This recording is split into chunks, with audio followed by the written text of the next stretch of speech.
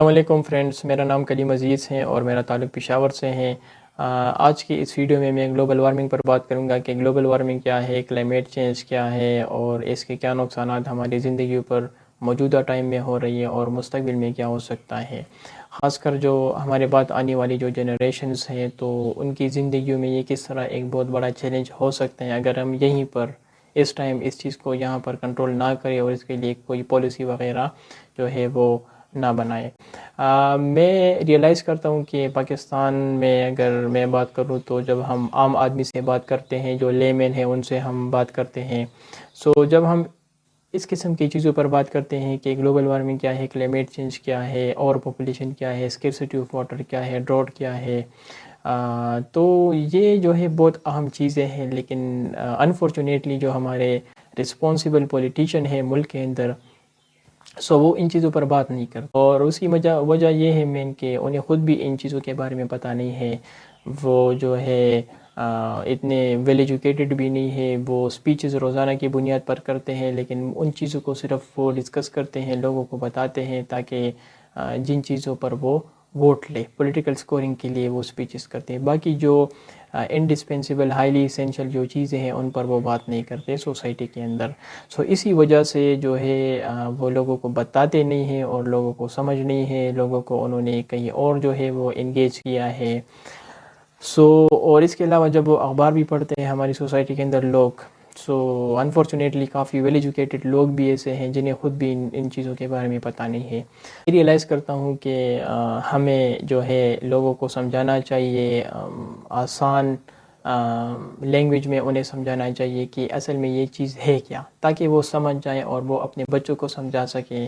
اور جو ہمارے ٹیچرز ہیں ان کی بھی کافی ایک بہت بڑی رسپانسبلٹی ہے کہ وہ اس ویڈیو کو دیکھیں اور جو ہمارے اسکولوں کے اندر جو چھوٹے چھوٹے بچے ہیں تو ان کو بھی بتا سکے، ان کو یہ ابھی سے یہ ان کے ذہنوں میں یہ انسٹل کرے کہ یہ گلوبل وارمنگ کیا ہے، کلائمیٹ چینج کیا ہے، اگر آپ اسے کنٹرول نہیں کریں گے تو یہ ہوگا اور یہ ہوگا۔ اور تو اس پر میں بات کرنا چاہوں گا۔ اس ویڈیو کو میں 3 پارٹس میں ڈیوائڈ کروں گا۔ پہلے پارٹ میں جو ہے اس کی تاریخ پر بات کروں گا کہ گلوبل وارمنگ یا کلائمیٹ چینج یہ کب ہم نے اس چیز کو ڈسکور کیا، کب ہم نے ریئلائز کیا کہ واقعی گلوبل جو ٹمپریچر ہے وہ بڑھ رہی ہے۔ اس کے بعد اس گلوبل ٹمپریچر بڑھنے کی وجہ سے ہماری زندگی پر موجودہ ٹائم میں کیا نقصانات ہو رہے ہیں اور فیوچر میں کیا ہو سکتا ہے، اور اس کے لیے میں IPCC کی جو 2022 کی رپورٹ ہے تو اس کو میں کوٹ کروں گا اور ان کے جو فیکٹس اینڈ فگر ہے وہ آپ کے سامنے رکھوں گا۔ آخر میں انڈیویجولی اور کولیکٹیولی آپ کو کچھ سجیشن دوں گا کہ ہم نے کیا کرنا ہے یا گورنمنٹ نے کیا کرنا ہے اس چیز کو کنٹرول کرنے کے لیے۔ سٹارٹ کرتے ہیں۔ سب سے پہلے اگر ہم ہسٹوریکلی بات کریں تو یہ 1988 کی بات ہے کہ 1988 میں فرسٹ ٹائم یونائٹڈ نیشن نے اس چیز کو ریئلائز کیا کہ کچھ ہو رہا ہے دنیا کے اندر، جو ٹمپریچر ہے تو اینولی جو ہے ٹمپریچر بڑھ رہی ہے دنیا کے اندر، اور گرمی جو ہے وہ آہستہ آہستہ جو ہے وہ اسکلیٹ کر رہی ہے۔ تو یونائٹڈ نیشن آرگنائزیشن جو ہے، تو یونائٹڈ نیشن آرگنائزیشن کیا ہے یہ تھوڑا میں آپ کو بتا دیتا ہوں۔ یونائٹڈ نیشن آرگنائزیشن جو ہے یہ دوسری جنگ عظیم کے بعد 1945 میں وجود میں آئی، اسے ہم UNO بھی کہتے ہیں، اور شروع میں اس کا مین مقصد یہ تھا کہ پہلی جنگ عظیم میں یا دوسری جنگ عظیم نے جتنے بھی کافی تعداد میں جو کیجوالٹیز ہوئی ہے، جو ڈیتھس ہوئی ہے، تو ان کو مستقبل میں روک سکے، اور جو کنفلکٹ ہو کنٹریز کے اندر، جو ایشوز ہو کسی بات پر، تو اس کو ہم بیٹھ کر امیکیبلی اور پیسفلی اس کو ہم ریزولو کریں، تاکہ باقی خون نہ ہو لوگوں کا اور کوئی نقصان نہ ہو۔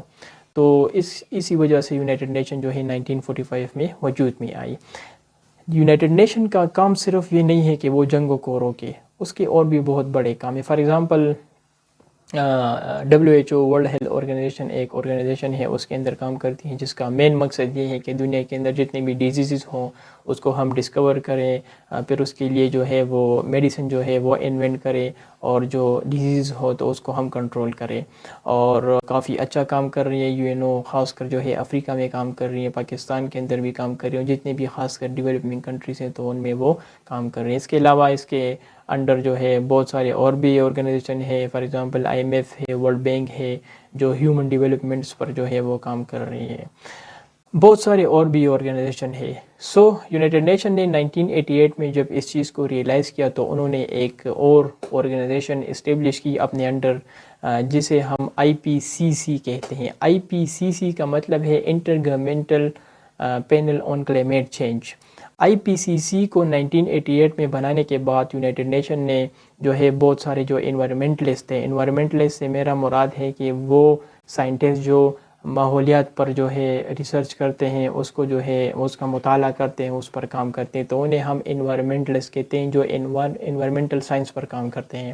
اس کے علاوہ میٹیورولوجسٹ جو ہمارا جو موسم ہے کہ آج گرمی ہے، سردی ہے، تو ویدر سے ریلیٹڈ جتنے بھی چیزیں ہیں تو ان کے جو سائنٹسٹ ہوتے ہیں ان کو ہم میٹرولوجسٹ کہتے ہیں. تو میٹرولوجسٹ جو ہے وہ انوائرمنٹلسٹ اور بہت سارے اور بہت بڑے بڑے مائنڈس کو انہوں نے اس IPC کے اندر جو ہے وہ اس کا حصہ بنایا. اس کو اسٹیبلش کرنے کے بعد یونائٹڈ نیشن نے ان کو یہ ٹاسک دیا کہ آپ جو ہے اس چیز کو ڈسکور کریں کہ یہ کیوں جو ہمارے گلوبل ٹمپریچر ہے وہ کیوں بڑھ رہی ہے، اس کے کیا مین ریزنز ہے، کیا فیکٹر ہے، تاکہ ہم اس چیز کو کنٹرول کر سکیں. IPCC نے اپنا جو پہلا رپورٹ ایشو کیا تو اس کے مطابق انہوں نے جو بتایا تو وہ یہ بتایا، میں ابھی آپ کو سمجھانے کی کوشش کرتا ہوں. دیکھیے انہوں نے یہ کہا کہ جو سورج ہے، جب سورج نکلتا ہے اور اس کے جو ریز ہمارے ادھر پہنچتی ہے، ہمارے پلینٹ پر، ارتھ پر پہنچتی ہے اس کے ریز، تو جب پہنچنے کے بعد جب یہ ادھر آ جاتی ہے ہمارے زمین پر تو اس کے بعد یہ ریفلیکٹ ہو کر واپس جاتی ہے ہمارے پلینٹ سے. سو جب یہ واپس ہمارے پلینٹ سے جاتی ہے سو ہمارا جو پلینٹ ہے تو وہ اس کو ٹریپ کرتا ہے، کچھ ریز کو جو ہے وہ پکڑ لیتا ہے اور وہ یہیں پر رہتے ہیں. اب یہ کیوں ہوتا ہے؟ یہ اس لیے ہوتا ہے کہ جو ہمارا جو انوائرمنٹ ہے، جو ہمارا ایٹماسفیئر ہے، سو ایٹماسفیئر جو ہے اس کی جو کمپوزیشن ہے تو اس میں تقریباً 79% جو ہے وہ نائٹروجن ہے، اسی طرح 29% ہمارے پاس آکسیجن ہے، اور باقی جو تھوڑے سے جو ریشو بچتی ہے تو اس میں کچھ زہریلے گیسز ہے جیسے ہم میتین ہو گیا، اس طرح کاربن ڈائی آکسائڈ ہو گیا، کاربن مونوکسائڈ ہو گیا، تو یہ چھوٹی تعداد میں ہمارے پلینٹ میں جو ہے وہ موجود ہے. ابھی جو میں نے آپ کو بتایا کہ جب سورج کی جو کرنیں ہیں وہ زمین پر پہنچتی ہے اور اس کے بعد وہ یہاں زمین سے ٹکرانے کے بعد ریفلیکٹ ہو کر جب واپس جاتی ہے تو واپس جاتے ہوئے جو زہریلے گیسز ہیں وہ اس کو ٹریپ کر لیتی ہے، پکڑ لیتی ہے. اور پکڑنے کی وجہ یہ ہے کہ جب سن سیٹ ہوتا ہے، جب سورج غروب ہوتا ہے تو اس کے بعد یہ جو ہیٹ، جو زہریلے جتنے بھی گیسز ہیں جو ہیٹ وہ ٹریپ کرتے ہیں تو اس کی وجہ سے صبح تک ہمارا جو پلینٹ ہے تو وہ ٹھنڈا نہیں رہتا اور وہ جو ہے گرم رہتا ہے، اور یہاں پر جو ہے وہ سنو نہیں ہوتا. اگر یہ زہریلے گیسز ہمارے پلینٹ کے اندر نہ ہوتی تو سن سیٹ کے بعد یہاں پر جو ہے وہ موسم کافی ٹھنڈا ہوتا اور یہاں پر جو ہے برف ہوتا. سو یہ زہریلے گیسز جو ہے وہ اس چیز کو ٹریپ کرتی ہے. اب یہ زہریلے گیسز جو ہے اس کی جو اللہ تعالیٰ نے اس کی جو مقدار رکھی ہوئی ہے تو وہ کافی کم ہے، اس سے زیادہ نہیں ہونا چاہیے. IPCC رپورٹ کے مطابق جو کاربن ڈائی آکسائڈ جو ہے تو اس کی جو مقدار ہے ہماری ایٹماسفیئر کے اندر تو وہ بہت بڑھ گئی ہے، اور بڑھ جانے کی وجہ مین یہ ہے کہ جب 1760-50 سے لے کر آج تک جو انڈسٹریلائزیشن ہم نے سٹارٹ کیا، جو صنعت کاری ہم نے سٹارٹ کی، بڑے بڑے فیکٹریاں جو ہے جن کی شروعات لندن میں ہوئی، اور تو اس ٹائم سے لے کر 1750-60 سے لے کر آج تک جتنے بھی فیکٹریاں ہیں تو ان کو ہم نے کوئلے پر یا تیلوں کے ذریعے ہم نے ان کو ہم مین وائل جو ہے وہ چلا رہے تھے، اور اس کی وجہ سے جو ریزلٹنٹلی جو کاربن ڈائی آکسائڈ ان فیکٹریوں نے ہمارے ایٹماسفیئر کے اندر جو ہے وہ ایمٹ کیا، تو اس کی وجہ سے کاربن ڈائی آکسائڈ کی جو ریشو ہے وہ بڑھ گئی ہے ان فیکٹریوں کی وجہ سے. کاربن ڈائی آکسائڈ کی ریشو بڑھنے کی وجہ سے پہلے میں نے آپ کو بتایا کہ پہلے جو ٹریپنگ ہوتی تھی، جب سورج ہماری زمین پر آتی تو یہاں سے ریفلیکٹ ہو کر جب واپس جاتی تھی تو ان کی جو ٹریپنگ تھی تو وہ کم تھی. اس کاربن ڈائی آکسائڈ کی ایمیشن کی وجہ سے فیکٹریوں سے یہ ایمٹ ہوتی ہے. اس کے علاوہ جو ہم آٹوموبیل فار ایگزامپل جو ہماری گاڑیاں ہیں، موٹر سائیکل ہیں، ٹرینز ہیں، بسیں ہیں، یا جتنے بھی ہمارے ٹرانسپورٹ ہیں وہ ہم بجلی بناتے ہیں. فار ایگزامپل پاکستان کے اندر جو ہے ترمل جو ہے الیکٹریسٹی بنتی ہے، جو کہ موسٹلی جو ہے ہم تیل آئل پر جو ہے وہ بجلی جو ہے وہ جنریٹ کرتے ہیں. سو اس ریزلٹنٹلی ان سارے چیزوں سے جو جب ہم ان کا استعمال کرتے ہیں تو ان سے جو ہے وہ کاربن ڈائی آکسائڈ یا کاربن مونوکسائڈ جو ہے وہ ایمٹ ہوتا ہے، اور وہ ایمٹ ہونے کے بعد ہمارے ایٹماسفیئر میں ہی رہتا ہے. اور جب وہ ہمارے ایٹماسفیئر میں رہتا ہے تو اس کی وجہ سے سورج کے جو ریس ہیں تو ان کو وہ زیادہ، اس کی وجہ سے جو ہے وہ گلوبل وارمنگ ہوتی ہے. سو گلوبل وارمنگ سے ہمارا مراد یہ ہے کہ جب ٹریپنگ زیادہ ہوتی ہے کاربن ڈائی آکسائڈ زیادہ ہونے کی وجہ سے، تو پھر پوری دنیا کی جو گلوبل ٹمپریچر ہے، سو اکارڈنگ ٹو رپورٹس وہ جو ہے 1.1 ڈگری سیلسیس تک جو ہے وہ بڑھ گئی ہے. اور اس کی وجہ سے ہم جو ہے وہ اینولی ہم دیکھتے ہیں کہ جو ہمارا ٹمپریچر ہے وہ جو ہے سلولی جو ہے گریجولی وہ بڑھ رہا ہے ہر سال. اور ابھی تو یہ گلوبل وارمنگ ہے، میں نے آپ کو سمجھایا کہ یہ گلوبل وارمنگ ہے کہ جب ٹریپنگ زیادہ، زہریلے گیسز زیادہ ٹریپنگ کرتے ہیں سورج کی، تو یہاں پر سورج جو ہے وہ رہتا ہے، زیادہ رہتا ہے، اور اس کی وجہ سے جو ہے وہ گلوبل وارمنگ ہوتی ہے. ابھی یہ گلوبل وارمنگ ہے. ابھی کلائمیٹ چینج کیا ہے؟ کلائمیٹ چینج سے ہمارا مراد یہ ہے کہ آپ کو پتہ ہے کہ پاکستان کے اندر کچھ مہینے جو ہے وہ گرمی ہوتی ہے، پھر جو ہے کچھ مہینے سردی ہوتی ہے، اس میں کچھ ٹائم ایسا ہوتا ہے کہ اٹم ہوتا ہے. یہ پیٹرن آپ کو پتہ ہے کہ کافی ٹائم سے چلا آ رہا ہے، گرمی، سردی، اٹم اور سپرنگ. اور گرمیز کے اپنے مہینے ہیں، سردیز کے اپنے مہینے ہیں، اور اٹم اور سپرنگ کے اپنے مہینے. اب یہ جو کلائمیٹ جو پیٹرن ہے جو بہت ٹائم سے چلا آ رہا ہے، تو یہ پیٹرن ڈسٹرب ہو رہا ہے.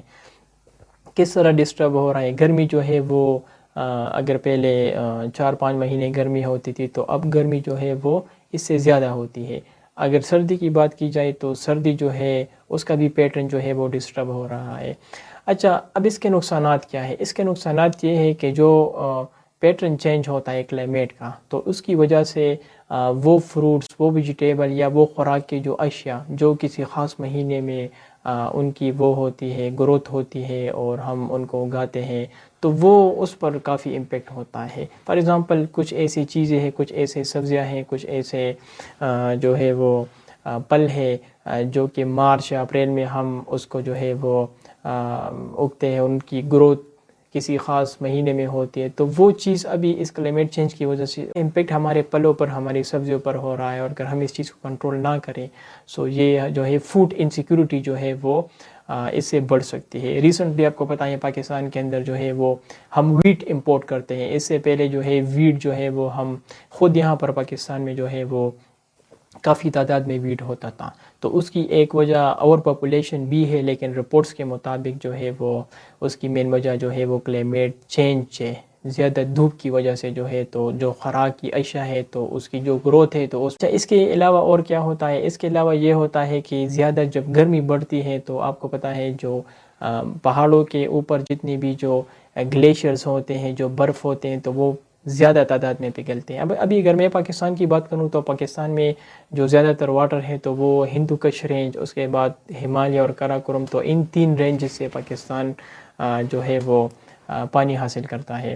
ابھی یہ جو زیادہ گرمی بڑھتی ہے تو گرمی زیادہ ہونے کی وجہ سے، ٹمپریچر زیادہ ہونے کی وجہ سے، یہ جو ہندو کش، کراکورم اور ہمالیہ پر جو برف ہے تو وہ اس کی جو میلٹنگ ہے، پگھلنا، تو وہ زیادہ ہوتا ہے. یعنی اگر پہلے کم ہوتا تھا تو ٹمپریچر زیادہ ہونے کی وجہ سے ابھی وہ زیادہ جو ہے تیزی کے ساتھ وہ پگھل رہا ہے. تو جب زیادہ سے پگھلتا ہے تو اس کی وجہ سے جو سمندر کا لیول ہے تو اس میں پانی زیادہ ہوتا ہے، اور اس کا جو لیول ہے تو وہ بڑھتا ہے.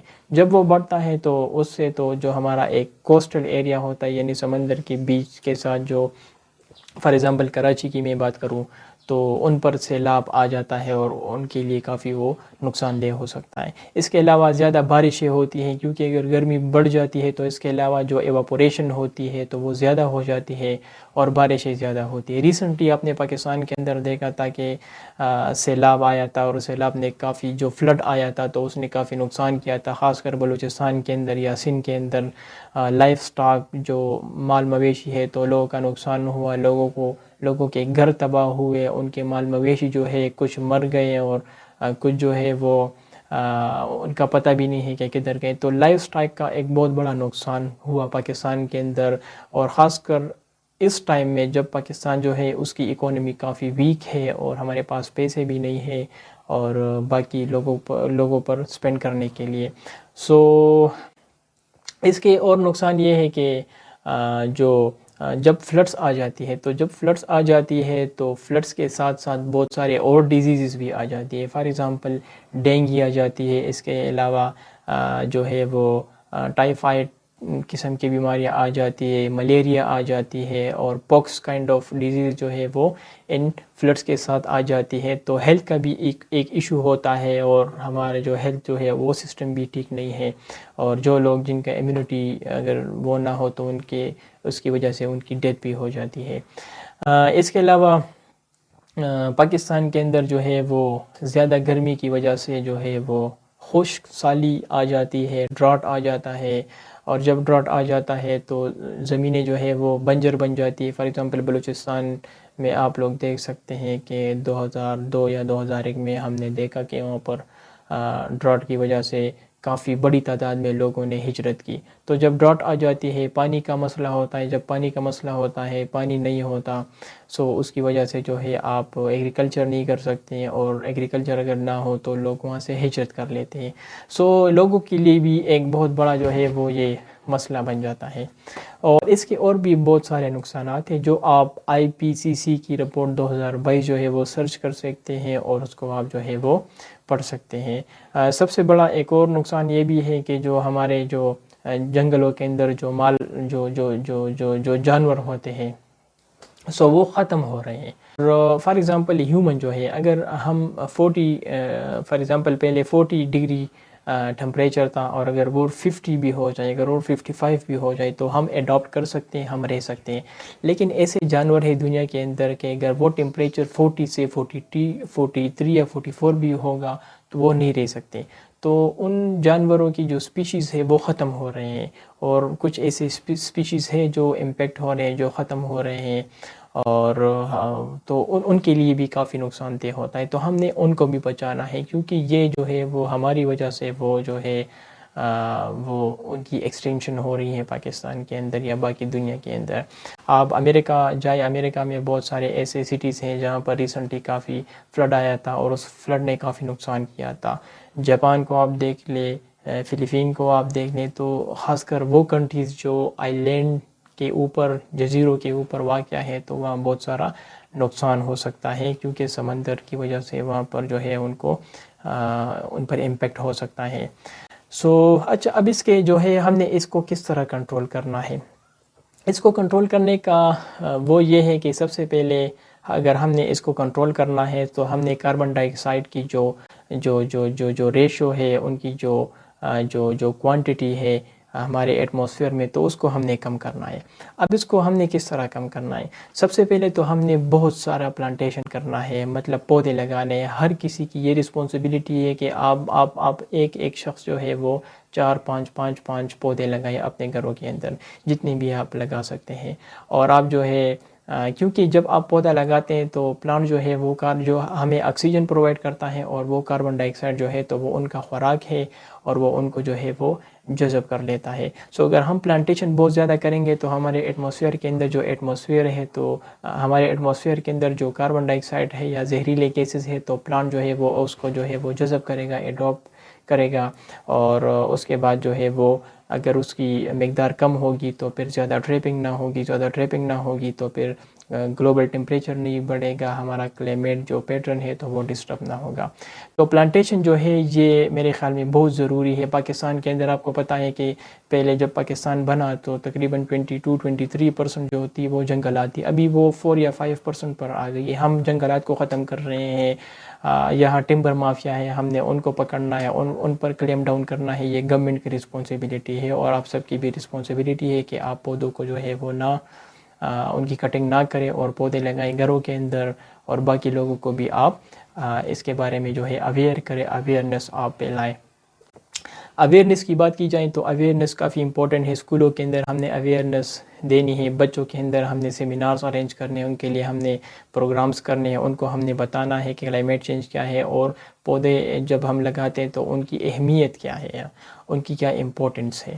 اچھا, اس کے علاوہ جو ہے جو کاربن جتنی بھی فیکٹریاں سے ہمارے دنیا کے اندر, اچھا پاکستان جو ہے تو ان کی جو پارٹیسپیشن ہے گلوبل وارمنگ ہے تو وہ بہت کم ہے. اس گلوبل وارمنگ کے رسپانسبل جو کنٹریز ہیں تو وہ امریکہ ہے, وہ یورپین کنٹریز ہے, وہ چائنا ہے, وہ جو ہے وہ رشیا ہے. یہ جو سپر پاور جو کنٹریز ہیں دنیا کے اندر, جو پاورفل کنٹریز ہیں, تو یہاں پر انڈسٹریلائزیشن ہو رہی ہے. پاکستان کا جو ہے 2-3% بھی اس میں کوئی کردار نہیں ہے. لیکن اگر جو گلوبل وارمنگ ہے تو وہ کوئی باؤنڈریز یا نیشن کو نہیں دیکھتا, وہ سب کو جو ہے وہ امپیکٹ کرتا ہے. تو ہم نے جو ہے اپنا جو ہے وہ احتیاط کرنا ہے.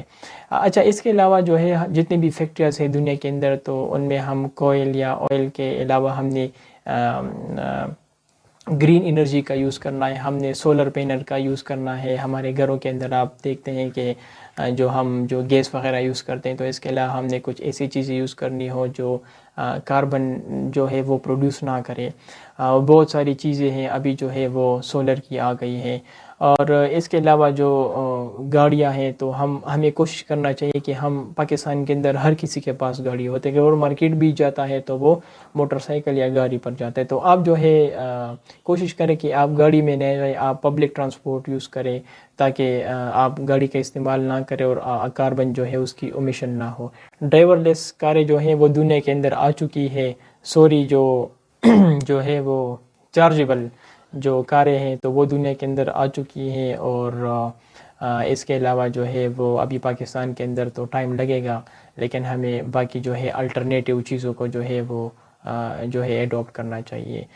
اس کے علاوہ اسکیرسٹی آف واٹر جو ہے وہ اس کی وجہ سے ہو سکتی ہے, اور پاکستان جو ہے وہ ایک ایگریکلچرل کنٹری ہے. تو پاکستان جو ہے وہ اسکیرسٹی آف واٹر سے بچنے کے لیے تو جو گورنمنٹ ہے تو اس کو بہت بڑے بڑے ڈیمز بنانا چاہیے. اگر بہت بڑے بڑے ڈیمز وہ نہ بنا سکتی ہے اکانومی ٹھیک نہ ہونے کی وجہ سے, ویک اکانومی کی وجہ سے, تو ناردرن ایریا میں یعنی 100,000 ایسے اسپاٹس ہیں جہاں پر وہ چھوٹے چھوٹے ڈیم جو ہے وہ بنا سکتی ہیں, تاکہ ہم پانی کو سیف کر سکیں اور ہمارا جو ایگریکلچر ہے, جو لینڈ ہے, اس کو ہم ایریگیٹ کر سکیں, اس پر کوئی امپیکٹ نہ ہو. اس کے علاوہ پروونسز میں جو کنفلکٹس ہیں تو اس کو ختم کرنا چاہیے. فار ایگزامپل پاکستان میں پنجاب, سندھ اور KPK جو ہے تو ان کے درمیان کالا باغ ڈیم پر ایک کنفلکٹ ہے, تو اسے ہمیں ختم کرنا چاہیے.